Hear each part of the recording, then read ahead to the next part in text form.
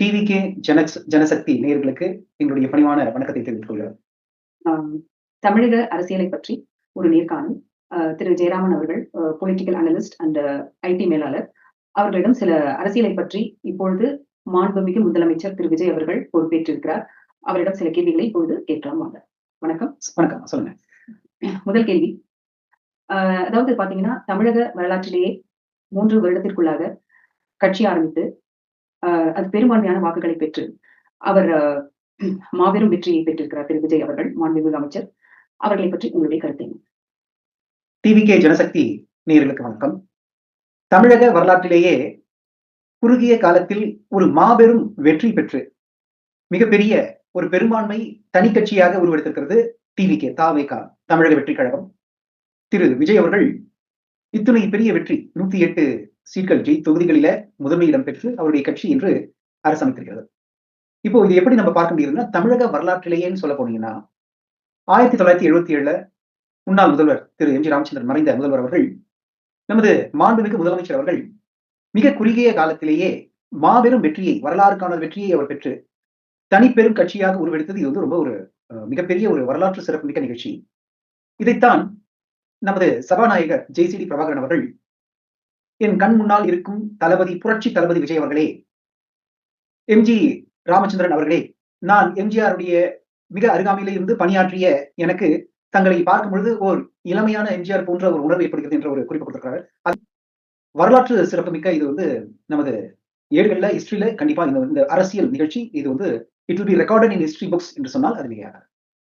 தமிழக வெற்றி கழகம் அவற்றுடைய கொள்கை தான் என்ன? நீங்கள் அதை எப்படி பார்க்கிறீர்கள்? தமிழக வெற்றி கழகம் தாவேகாவுடைய கொள்கை என்னவென்றால் ரொம்ப எளிமையாக நாம் புரிதல் தெரிஞ்சுக்கலாம். ஊழல் இல்லாத அரசு.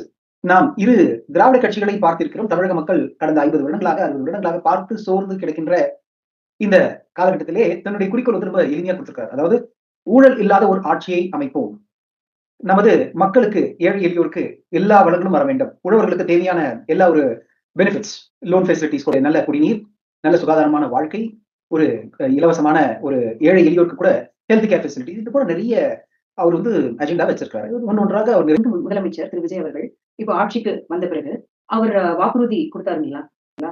அதை அவர் நிறைவேற்றிருக்கிறாரா? எந்த அளவுக்கு அவருடைய வாக்குறுதி அவர் கொண்டு சென்று கொண்டிருக்கிறார்? அதாவது நமது மாண்புமிகு முதலமைச்சர் சில வாக்குறுதிகளை கொடுத்திருக்கிறார். உண்மைதான். 6 சிலிண்டர் ஒரு வருடத்துக்கு கொடுக்கப்படும், 200 யூனிட் எலக்ட்ரிசிட்டி கொடுக்கப்படும் என்றெல்லாம் சில ஃப்ரீபீஸ் என்று சொல்வார்கள். இது வந்து ஒரு அரசியல்ல இது சகஜம். இது ஒரு ப்ராபகண்டா. முதல் கட்ட நடவடிக்கையாக 200 யூனிட் எலக்ட்ரிசிட்டி, அதை நீங்க வந்து கரெக்டா புரிஞ்சுக்கணும். நம்ம புரிதல் வந்து தெளிவா இருக்கும். 500 யூனிட்டுக்கு மேல செலவு செய்பவர்களுக்கு 200 யூனிட் வந்து ஃப்ரீயாக கொடுக்கப்படும் என்று கொடுத்திருக்காரு. இன்னும் அடுத்தடுத்த நடவடிக்கைகள்ல எத்தனை சிலிண்டர் வந்து ஃப்ரீயாக கம்மியாக. திடீர்னு திரு விஜய் அவர்கள் ஆட்சிக்கு வந்தோன்னே எல்லாருமே வந்து எல்லா இளைஞர்களும் ஆட்சிக்கு வந்த மாதிரி நடந்துக்காங்க. ரொம்ப நல்ல விஷயம். அவர் சில வாக்குறுதிகளை எல்லாம் தெளிவாக நிறைவேற்றவில்லை அப்படின்னு சொல்றாங்க மக்களுடைய. அதாவது வாக்குறுதிகளை நிறைவேற்றவில்லை என்ற குற்றச்சாட்டை நம்ம வைக்கிறதுக்கு முன்னாடி எத்தனை நாட்கள் அவர் வந்து கொஞ்சம் டைம் எடுத்துருக்கு இல்லையா? அவர் என்ன சொல்லியிருக்காருன்னா, ஒரு துறைகளில் வந்து எல்லாத்தையும் கஜானா காலி என்று சொல்லியிருக்காரு. அதாவது ட்ரெஷரின்னு சொல்லுவாங்க இல்லையா? ட்ரெஷரியில பணம் இல்ல, 10 லட்சம் கோடி கடன் தொகை மட்டும் இருக்கு. அப்போ இந்த பிஸ்கல் டெபிசிட்டை வந்து நம்ம சரி பண்ணணும். நம்ம மட்டும் எல்லா ஃப்ரீபீஸ் கொடுத்துட்டோம்னு வச்சுக்கோங்க. இப்ப நம்ம பேசிட்டு இருக்க நேரத்துல நேற்று ஒரு ஆர்டர் பாஸ் பண்ணியிருக்காரு. பெண்களுக்கான 1000 ரூபாய் வைப்பு நிதியை வந்து அவர் ஏற்கனவே அதுக்கான ஆர்டர் பாஸ் பண்ணி ரெமிட்டன்ஸ்லாம் ஆயிருக்கு. கிட்டத்தட்ட 1000 கோடி ரூபாய் வரைக்கும் எல்லாருக்கும் வழங்கியிருக்கிறாரு. அப்போ ஒன்றாக நிறைவேற்றுவதற்கு சில காலதாமதம் ஆகும். நேற்று அரசு ஆட்சி பொறுப்பெடுத்துட்டு இன்றைக்கே எல்லாத்தையும் நம்ம வந்து வாரி வழங்க முடியாது. நம்ம இருக்கக்கூடிய நிதி நிலைமையை நாம் ஆலோசனை செய்து ஐஏஎஸ் ஆபீசர்ஸோட டிஸ்கஸ் பண்ணி ஒரு டிபார்ட்மெண்ட்ல என்ன நிலவரம் என்பதை நாம் பார்த்துவிட்டு அதுக்கான நடவடிக்கைகளை அவர் எடுத்துட்டு இருக்காரு. கண்டிப்பா அவர் வந்து எல்லாம் செய்துதான் இருக்கிறார். அவர் சொன்ன வாக்குறுதி எல்லாம் நிறைவேற்றவில்லை என்று எதிர்கட்சி தலைவர் அவர்கள் உதயநிதி ஸ்டாலின் அவர்கள் அவர் மேல் குற்றச்சாட்டு வைத்திருக்கிறார். அதன்படி அது அவற்றுடைய கருத்து என்ன? உங்களுடைய கருத்து? உதயநிதி ஸ்டாலின் அவர்கள் வந்து எதிர்கட்சி தலைவர் ஆன அடுத்த நாள்ல இருந்து, அன்றைய நாள்ல இருந்து முதல்ல என்ன செஞ்சிட்டாரு அப்படி திரு விஜய் அப்படின்னு சொன்னாரு. எல்லாத்தையும் கொடுத்துட்டாங்களா? எங்கள் ஆட்சியில எல்லாம் கொடுத்தோம் அப்படின்னு சொன்னாரு. நான் ஒரே ஒரு கேள்வி மட்டும் திரு உதயநிதி ஸ்டாலின் அவர்களை பார்த்து கேட்க விரும்புகிறேன். நீங்க சட்டசபை நடந்துட்டு இருக்கும்போது நீங்க வெளிநடப்பு செய்தவர்கள். அப்போ ஒரு 2 மணி நேரம் உங்களால் பொறுத்து அங்க என்ன நடக்குது, வாக்கெடுப்பு நடந்து கொண்டு இருக்கும்போது நீங்கள் வெளிநடப்பு செய்திருக்கிறீர்கள். அப்போ பொறுத்திருந்துதான் பார்க்கணும். ஏதாவது ஒரு 60 நாள் திட்டம், இது யாரா இருந்தாலும் ஒரு புதிய ஆட்சி அரசமைக்கிறாங்க, புதிய அமைச்சர்கள் வருகிறார்கள், எல்லாமே புதியவர்கள், நம்ம எல்லாமே யங் பிளட். ஒரு புதிய அரசவை அமைந்திருக்கிறது. அவர்களுக்கு சில கால தாமதமானாலும் கூட அவர்களுக்கு சில அவகாசம் கொடுக்கணும். என்னை பொறுத்தவரை நான் இந்த அரசை பார்க்கிறேன். நடவடிக்கைகள் எடுத்துக்கொண்டு இருக்கின்றனர். விமன் சேஃப்டி பில் அவர் பாஸ் பண்ணியிருக்கிறாரு. அதாவது பெண்களுக்கான ஒரு முக்கியமான ஒரு ஃபர்ஸ்ட் அரசவை அமைத்து முதலமைச்சர் பதவி எடுத்த உடனே 3 ஆர்டர்கள் நீங்க எல்லாம் பார்த்திருப்பீங்க. அப்ப எது நடத்த முடியுமோ அதெல்லாம் செஞ்சுட்டு இருக்கிறாரு. இப்ப இப்போ ரீசெண்டா வந்து டியர்னஸ் அலவன்ஸ் என்று சொல்லுவார்கள். அதுல வந்து 2% அதிகமா அவர் சேர்த்திருக்காரு.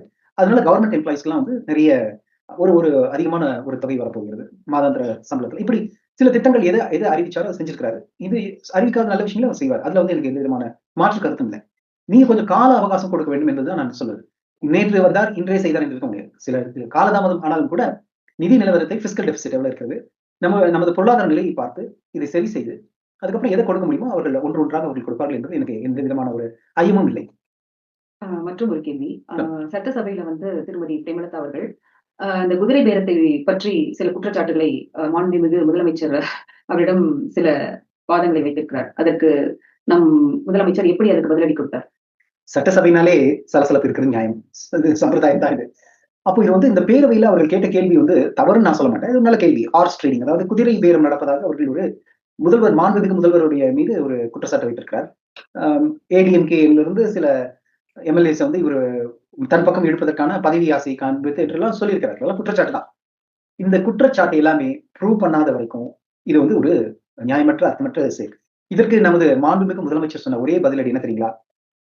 தங்கள் அரசு குதிரை வேகத்தில் துரிதமாக செயல்படும் அரசு, ஆக்ஷன் ஓரியன்டட், பெர்ஃபார்மன்ஸ் பேஸ்ட். அதாவது நீங்க வந்து வரும் காலங்களில் பார்க்க போகிறீர்கள், ஒவ்வொரு இடத்துலையும் வந்து ஒரு அறிக்கை நாங்கள் சமர்ப்பிக்கிறோம். ஒவ்வொரு துறைகளிலுமே ஏற்படக்கூடிய ப்ராஃபிட் அண்ட் லாஸ் அக்கௌண்டிங்கை நாங்கள் காண்பித்து மிக துரிதமாக செயல்பட போகிறோம். உங்களுக்கு எல்லாருக்குமே ஒரு டிரான்ஸ்பரண்டான, எந்த விதமான ஒளிவு மறைவும் இல்லாத நேர்மையான அரசு, உண்மையான அரசு, தோழர்களின் அரசு, மக்கள் கட்சி, மக்களே மக்களாட்சி செய்யக்கூடிய ஒரு சொன்ன ஒரு ஆட்சி போல புரட்சி அரசு, ஒரு விரல் புரட்சி அரசு, புரட்சி அரசு மற்றும் நல்ல ஒரு குதிரை வேகத்தில் செயல்படுமான ஒரு அரசு அப்படின்னு அடுக்கு மொழிகளாக அழகாக மாண்புமிகு முதல்வர் அவர்கள் மிக அழகாக அதற்கு பதிலளித்தார் இல்லைங்களா? கரெக்ட். ஆமா. 10 லட்சம் கோடி ஊழல் இருக்கும் பொழுது நாங்கள் அதை செய்தோம் இதை செய்தோம் சொல்வதனால எந்த பின்னடைவு ஏற்பட்டிருக்கிறது. அதாவது தலா ஒரு நபருக்கு தமிழகத்துல 1,30,000 ரூபாய் வரைக்கும் இப்ப வந்து ஒரு டெப்ட் பர்டன் என்று சொல்லுவார்கள். தனிநபர் ஒருவருடைய கடன் இவ்வளவு 1 லட்சத்துக்கும் மேலாக போயிருக்கிறது. தமிழ்நாடு மற்ற மாநிலங்களை விட பின்னோக்கி போய் கொண்டிருக்கிறது. இதை வந்து நம்ம ஊழல் இல்லாத அரசு நல்லாட்சி நடத்த வேண்டும் என்ற முக்கிய கொள்கையை வைத்து தாவேகா இவ்வளவு பெரிய ஒரு விஸ்வரூபம் எடுத்து ஒரு நல்லாட்சி கொடுத்துக் கொண்டிருக்கிறார்கள். அதுதான் என்னுடைய ஒரு முதல் படி என்று சொல்வேன்.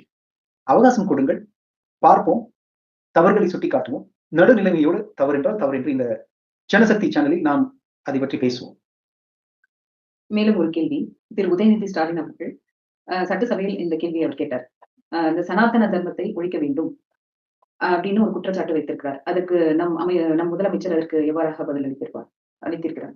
அதாவது சட்டசபையில அவர் சொன்ன உதயநிதி ஸ்டாலின் அவர்கள், சனாதன தர்மம் நம்மை பிரிக்கிறது, அதனால் அதை வந்து ஒழிக்க வேண்டும் என்ற ஒரு பேச்சு சொன்னது மிகவும் அவதூறான பேச்சு. அதற்கு முதல்வர் வந்து இமீடியட்டா எந்த கண்டனமும் தெரிவிக்கவில்லை. அவர் வந்து ஒரு நியூட்ரலாக அங்கு அமைதியாக அவரை பார்த்தார். ஆச்சரியத்துடன் ஒரு அப்சர்வ் மட்டும் பண்ணாரு. எந்த விதமான இமீடியட்டா நான் கண்டனம் தெரிவிக்கிறேன் என்று சொல்லவில்லை. சபாநாயகரும் அமைதியாக தான் இருந்தார். ஆனால் இதற்கு பிறகு பல ஊடகங்கள்ல சனாதன தர்மத்தை பற்றி அவர் சொல்வதற்கு என்ன தகுதி இருக்கிறது, அவர் எப்படி சொல்லலாம், மற்ற ரிலிஜன்ல இதை சொன்னா ஒத்துக்கொள்வார்களா, இப்படி சொல்வது தவறு அல்லவா, இவர் மன்னிப்பு கோர வேண்டும் என்று சொல்லியிருக்காரு. இன்றைய நிலைப்பாடு அவரே வந்து மறுபடியும் அதுக்கான ஒரு ட்வீட் போட்டிருக்கிறார். அந்த ட்வீட்ல மெசேஜ்ல, நான் சனாதன தர்மத்தின் கோட்பாடுகளையோ கடவுள் நம்பிக்கைகளையோ நான் தவறு சொல்லவில்லை. அதனோடு இருக்கக்கூடிய பிளவுகளை மற்றும் காஸ்ட், அதை பற்றித்தான் நாங்கள் பெரியார் வழியில தவறு என்று சுட்டிக்காட்டினேன் என்று சொல்லியிருக்காரு. இந்த விளக்கம் வந்து ஒரு நல்ல விளக்கம். அதாவது கடவுள் நம்பிக்கை என்பது அவரவர்களுடைய மதத்தை பற்றிய ஒரு நம்பிக்கை. செக்யூலர் கவர்மெண்ட் அமைப்பதுதான் தாவேகாவுடைய ஒரு குறிக்கோள். அப்படி செக்யூலர் கவர்மெண்ட் அமைக்கும் பொழுது எல்லா மதங்களுக்கும் ஈக்குவல் ரைட்ஸ் கொடுக்கணும், எதற்கும் பாரபட்சம் இல்லாத ஒரு தலைவன் கொடுக்க வேண்டாம். அதைத்தான் நீங்க தாவேகாவும் எடுத்துக்கிறார். இதை வந்து அவர் வந்து மிகைப்படுத்தியும் சொல்லல, குறைவாகவும் சொல்லவில்லை. அவனும் தவறுதான். ஆனா அதுக்கான விளக்கம் வந்து காஸ்ட் தான், நான் வந்து அந்த பிரிவினைகளை தான் நான் வந்து தவறு என்று சுட்டி காட்டினேன். மேலும் கடவுள் வழிபாட்டை நான் தவறு சொல்லல அப்படிங்கிற ஒரு விளக்கத்தை கொடுத்திருக்கார். அதோடு இந்த விஷயம் முடிந்திருக்கு. கடந்த 22 மணி நேரம் முதலமைச்சர் என்னென்ன நடவடிக்கைகள் எல்லாம் எடுத்துக்கொண்டிருக்கிறார்? கடந்த 22 மணி நேரங்களில ஒவ்வொரு மணித்துளியிலும் அவர் அயராது உழைத்து திரு விஜய் அவர்கள் பல நடவடிக்கைகளை எடுத்துக்கொண்டு வருகிறார். அதுல குறிப்பா ஒன்று சொல்லணும்னா, இண்டஸ்ட்ரியலிஸ்ட் அண்ட் எல்லா பெரிய பெரிய சட்ட வல்லுநர்களையும் அழைத்து ஒரு டிஸ்கஷன் போயிருக்கிறாரு. இன்று காலை வந்து ஒரு டிஸ்கஷன்ல இருந்திருக்காரு. நாம் நிதி நிலவரத்தை, அதாவது இந்த இண்டஸ்ட்ரியலிஸ்ட் கூப்பிட்டு நமது வருவாயை பெருக்க என்ன பண்ணணும், வேலை வாய்ப்புகளை எப்படி அதிகரிக்க வேண்டும், இளைஞர்களுக்கு எப்படி வேலை வாய்ப்பு கொடுக்க முடியும், தமிழகத்தை தலைமையமாக கொண்ட பல நிறுவனங்கள், கார் கம்பெனிகள், இவர்களிடம் நிறைய ஒரு டிஸ்கஷன் ஏற்படுத்திருக்காரு. இதனால் அடுத்த கட்ட நடவடிக்கையாக விரிவாக்க நிகழ்வுகள் நடக்கும். சில அந்த இண்டஸ்ட்ரீஸ்க்கு வந்து ஒரு டாக்ஸ் இதெல்லாம் கொடுத்து பெனிஃபிட்லாம் கொடுத்து அதற்கான வருவாயும் வேலை வாய்ப்பையும் அதிகப்படுத்துவதற்கான வாய்ப்புகள் அதிகமா இருக்கு. தமிழகத்துக்கு நல்ல எதிர்காலம் இருக்கிறது. பன்னாட்டு நிறுவனங்களிலிருந்து வரக்கூடிய இன்வெஸ்ட்மெண்ட்ஸ் அதை வந்து நல்ல முறையில் இன்வெஸ்ட்மெண்ட் பண்ணி இளைஞர்களுக்கு வந்து வேலை வாய்ப்பும் ஏஐ போன்ற தொழில்நுட்பத்தையும் நம்ம தமிழகத்துல நிறைய பார்க்கலாம். இதெல்லாம் வந்து ஒரு நல்ல மாற்றம். இது ஏன் இது இத்தனை நாட்கள் வரல? இப்ப இது வரைக்கும் நீங்க கேட்டுட்டு இருந்தது இந்த கடந்த ஒரு வாரமா இந்த நிலைமை வரலையே அப்படின்னு கேட்டிருக்கீங்க. பட் ஏன் இந்த கேள்வியை வந்து நீங்க 5 வருடமா என்ன பண்ணாங்க? திமுக கவர்மெண்ட் என்ன பண்ணாங்க? ஏன் இண்டஸ்ட்ரீஸ்லாம் டெவலப் ஆகல என்று கேட்கும்பொழுது, அங்க ஊழல்ல வந்து சில மாட்டி இண்டஸ்ட்ரியலிஸ்ட் கிட்ட இருந்து பணம் கேட்டதாக சொல்லப்படுகிறது. குற்றச்சாட்டு வைத்திருக்காங்க. அதை பற்றி நம்ம ஒரு தனிப்பதிவில் பேசலாம். அந்த ஊழலுடைய ஒரு ஊழல் இருப்பதனால தான் இண்டஸ்ட்ரியலிஸ்ட் வந்து டக்குனு தமிழ்நாட்டுக்கு வந்து இன்வெஸ்ட்மெண்ட் பண்ண முடியல. இப்போ அந்த நிலைமை மாறும். நீங்க பாப்பீங்க. மிக்க நன்றி. சரிம்மா. மிகவும் அழகாக கேள்விகளுக்கெல்லாம் விடையளித்தீர்கள். மிகவும் நன்றி. பல கேள்விகளை அடுத்த வாரம் கேட்கலாம். டிவிகே ஜனசக்தி நேயர்களுக்கு எங்களுடைய மனமார்ந்த நன்றிகளை தெரிவித்து இந்த நிகழ்ச்சியை நாங்கள் நிறைவு செய்கிறோம். இந்த சேனலை சப்ஸ்கிரைப் பண்ணுங்க. இது அரசியல் ஆடுகளம்.